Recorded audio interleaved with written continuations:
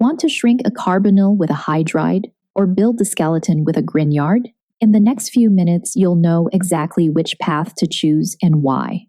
We'll explore how nucleophiles add to carbonyls, when to pick sodium borohydride versus lithium aluminum hydride, what Grignard reagents do, and how to predict the alcohol you'll get after acidic workup.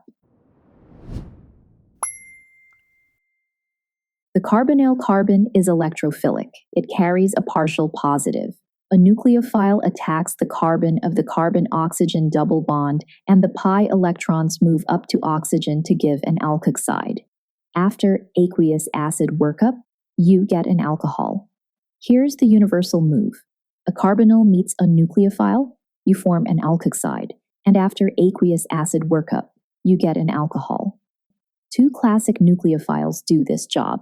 Hydride donors deliver H- a hydride. Grignard reagents behave like R-, a nucleophilic carbon, meaning they add a carbon group. Same arrow pattern, different outcomes, depending on whether you add hydrogen or carbon. Let's start with the mild hydride choice, sodium borohydride. Sodium borohydride is a mild hydride source. It reduces aldehydes to primary alcohols and ketones to secondary alcohols, but it typically won't reduce esters or carboxylic acids. For tougher jobs, lithium aluminum hydride is stronger. It reduces aldehydes, ketones, esters, and carboxylic acids to alcohols. Keep the reaction anhydrous, no water, until the separate acid workup that protonates the alkoxide. Here's one more rule. These additions are irreversible. Hydride is not a leaving group.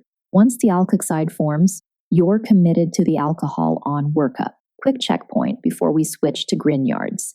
Carbonyls are electrophilic. Sodium borohydride handles aldehydes and ketones.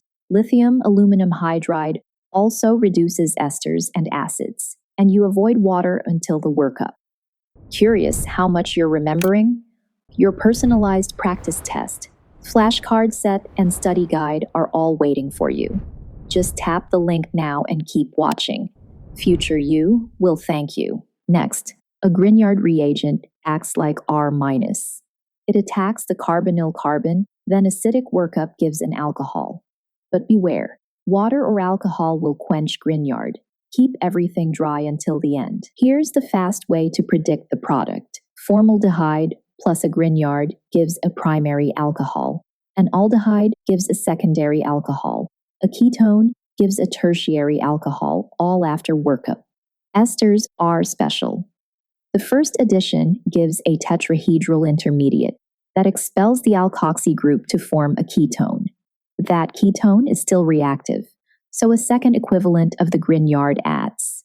After workup, you get a tertiary alcohol where two substituents come from the Grignard's carbon group. On the other hand, Grignards fail in the presence of acidic protons. They get quenched. Either protect those groups or use a hydride when appropriate. Want a carbon-hydrogen bond? Choose a hydride, sodium borohydride for aldehydes and ketones, lithium aluminum hydride for esters and acids. Want a carbon-carbon bond? Choose a Grignard and use the carbonyl class to predict primary, secondary, or tertiary alcohol after workup. One last glance to lock it in. Carbonyls are electrophilic. Hydrides add a carbon-hydrogen bond. Grignards add a carbon-carbon bond. Sodium borohydride handles aldehydes and ketones.